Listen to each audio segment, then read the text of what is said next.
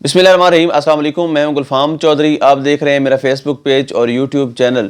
تمام پاکستانیوں کو ایک بار پھر سے NRO2 مبارک ہو۔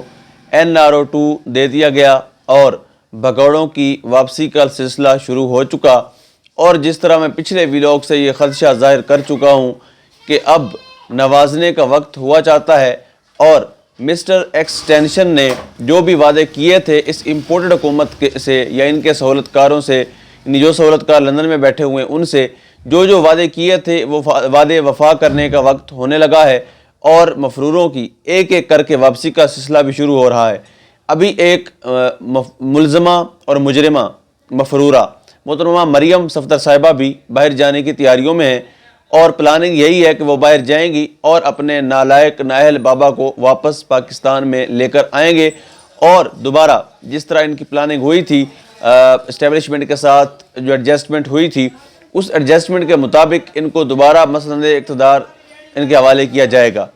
اس حوالے سے پہلی پیشرفت یہ تھی کہ مفتاح اسماعیل کو بطور ویلن، یعنی پہلے ان کو وزیر خزانہ بٹھا کر مشکل فیصلے ان سے اناؤنسمنٹ کروا کر، لوگوں سے ان کو گالیاں دلوا کر، ان کو بدنام کروا کر، یعنی مفتاح اسماعیل نام ہے شاید ڈر کا، یہ بن گیا تھا۔ جب وہ ٹی وی پہ آتے تھے وہ خود کہتے ہیں تو لوگ ڈر جاتے ہیں کہ پتہ نہیں اب کون سا مہنگائی کا پہاڑ گرانے لگے ہیں۔ یعنی ایک ایسا بندہ، اس کو پھر یہ استعمال کر کے اس کو سائڈ کر دیا گیا، اور جو اس پارٹی کا پرانا وفادار تھا، جو میاں صاحب کا سمدھی بھی ہے، رشتہ دار بھی ہے، ظاہری بات ہے، اور ہمیشہ سے ان کو میاں صاحب نوازتے رہے، ساتھ لائے بٹھائے، سارے معاملات کیے، ان کو جب یہ میاں صاحب جانے لگے تھے ان کو ساتھ لے گئے۔ یعنی وہ بندہ جو مفرور ہوا، اتنا پروٹوکول آپ دیکھ لیں کہ ایک وزیر اعظم کے طیارے میں گیا تھا اور دوسرے وزیر اعظم کے طیارے میں واپس آیا ہے، اور کس حیثیت سے آیا ہے؟ جس ڈیزگنیشن پہ وہ اس وقت تھا اسی ڈیزگنیشن پہ دوبارہ آیا ہے۔ یعنی ایک مفرور، عدالتوں کو مطلوب، پولیس کو مطلوب، اور جس کے گھر کو نیلام کرنے کی باتیں یہ عدالت کر رہی تھی، اچانک سے ایسا کیا ہوتا ہے؟ اس کہانی میں ٹوسٹ آتا ہے، اور وہ باہر سے امپورٹ کر کے ان کو پاکستان پر مسلط کر دیا جاتا ہے اور دوبارہ سے وزیر خزانہ بنا دیا جاتا ہے۔ تو یہ وہ کالا قانون ہے، یہ وہ اندھا قانون ہے جو اس وقت ان بیوروکریٹس، اس اسٹیبلشمنٹ، یعنی وہ لوگ جو 70 سال سے مسند اقتدار پر حقیقت میں جو قابض ہیں، جو براجمان ہیں، جو انہوں نے یہ قانون بنایا ہوا ہے کہ امیر کے لیے الگ قانون ہے، غریب کے لیے الگ قانون ہے۔ یعنی ایک مفرور جب چاہے اس ملک کے خزانے کے ساتھ کھلواڑ کرنے والا، جب چاہے وہ NRO لے کر، یعنی کن سے؟ مقتدر حلقوں سے NRO لے اور سکون کے ساتھ دوبارہ پاکستان میں آئے اور آ کر اسی ذمہ داری کو سنبھال لے۔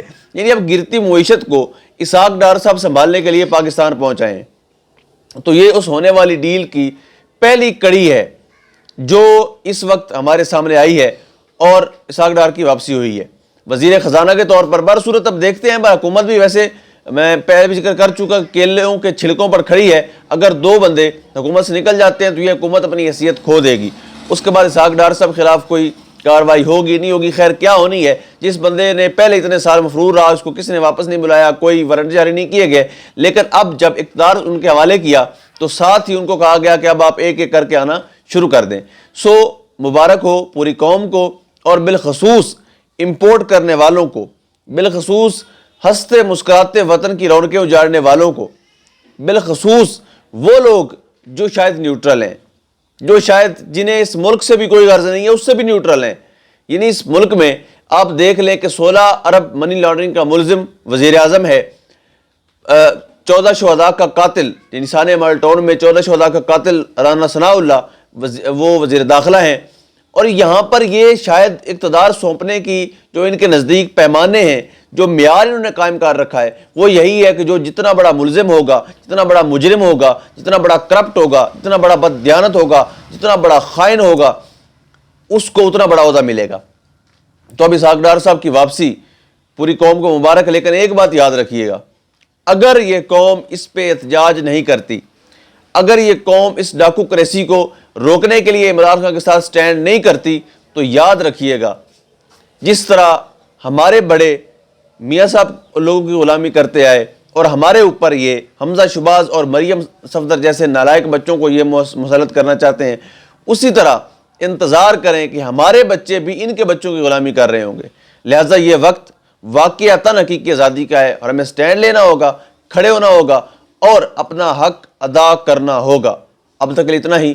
اللہ پاک وطن عزیز کی حفاظت فرمائے۔ پاکستان زندہ باد۔